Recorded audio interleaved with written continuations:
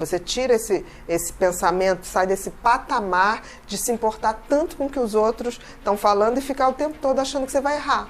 Então o tímido ele está sempre preparado para o erro, né? Ele não aposta no que ele pode fazer bacana. E também errar é normal. Então assim, o tímido normal, ele não quer falar porque ele fica, será que vão me julgar? Será que...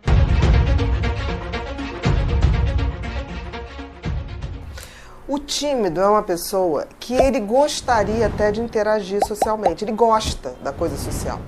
Mas, ao mesmo tempo, ele tem um pensamento que faz com que ele fique assim, será que eu vou agradar? Será que eu não vou agradar? O que a pessoa está pensando de mim? Será que vai pensar que eu estou falando a coisa certa? Será que eu dei a deixa certa? Será que a pessoa me interpretou certo? Então ele fica o tempo todo preocupado o que o outro vai pensar.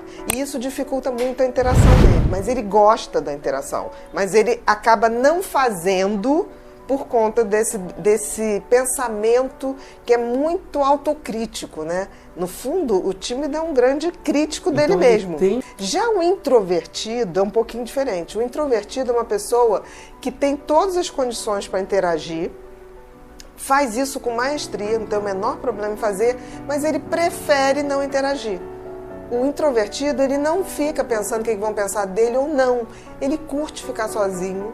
Ele fica sozinho numa boa, não tem problema nenhum e não tem a menor dificuldade. Isso é a grande diferença do tímido e do introvertido. Por exemplo, eu sou uma pessoa introvertida. Mas assim, eu tenho o meu momento que eu gosto de ficar sozinha. Eu tenho aquele momento que eu fico sozinha e fico muito bem.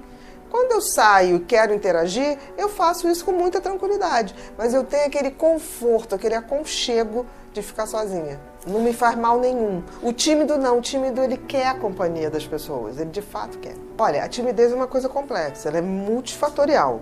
A gente sabe que os tímidos, em geral, têm uma marcação genética muito grande. Quando você vai ver, tem uma história de pai, mãe, daquela timidez mais pesada mesmo. E também tem a criação, tem as vivências. Então, se você passa por situações muito traumáticas na infância, na adolescência, isso pode fazer com que a timidez tome um maior vulto, tem um reforço. Então você tem as causas que são genéticas e as causas psicológicas, ambientais, que interferem, é uma interação. Porque a timidez, um dos tratamentos é você fazer simulações de situações para que a pessoa possa treinar, para dessensibilizar esse medo e ela possa se expor. Você tira esse pensamento, sai desse patamar de se importar tanto com o que os outros estão falando e ficar o tempo todo achando que você vai errar. Então o tímido ele está sempre preparado para o erro, né? Ele não aposta no que ele pode fazer bacana. E também errar é normal. Timidez não é uma patologia, é uma maneira de ser ali dentro de um padrão genético, das tuas vivências. Agora, o excesso de timidez, aí é a tal da fobia social. Que seria a timidez patológica. Aí entra como uma patologia que requer tratamento. Porque, por exemplo, a fobia social ou timidez patológica, esse impedimento se torna, passa mal. Então, assim, o tímido normal, ele não quer falar porque ele fica, será que vão me julgar? Será que não vão julgar? Mas ele não passa mal, né? Ele não passa mal fisicamente. A fobia social ou a timidez patológica, que é a timidez patológica, essa pessoa só de pensar ou ser exposto a taquicardia, sudorese, existe um passar mal que dificulta a socialização totalmente. Então são pessoas que não falam em público, são pessoas que... dificulta o seu meio, sua vida profissional, né? Eu acho que a vida profissional é o que fica mais prejudicado. E é interessante que, por exemplo, os ingleses têm a fama de serem... não educados. E não são. Os ingleses, na maioria, tem um percentual muito alto de fóbicos sociais. Então, se você vai pedir informação para o inglês na rua, ele tende a sair correndo, porque ele vira foco de atenção.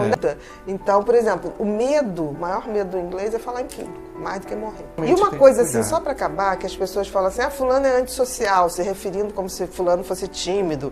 Gente, antissocial, a palavra antissocial, a gente usa para psicopatas. Pois é. Quando a gente diz timidez patológica, fobia social, é dificuldade de estar em público. Então, assim, vamos usar as palavras certas. Porque o antissocial realmente cai... É muito comum a mãe falar assim, esse menino é antissocial. Não, ele é mais tímido, né? Às vezes ele passa mal quando está em público, é fóbico social. Então, vamos usar as palavras certas para não ofender.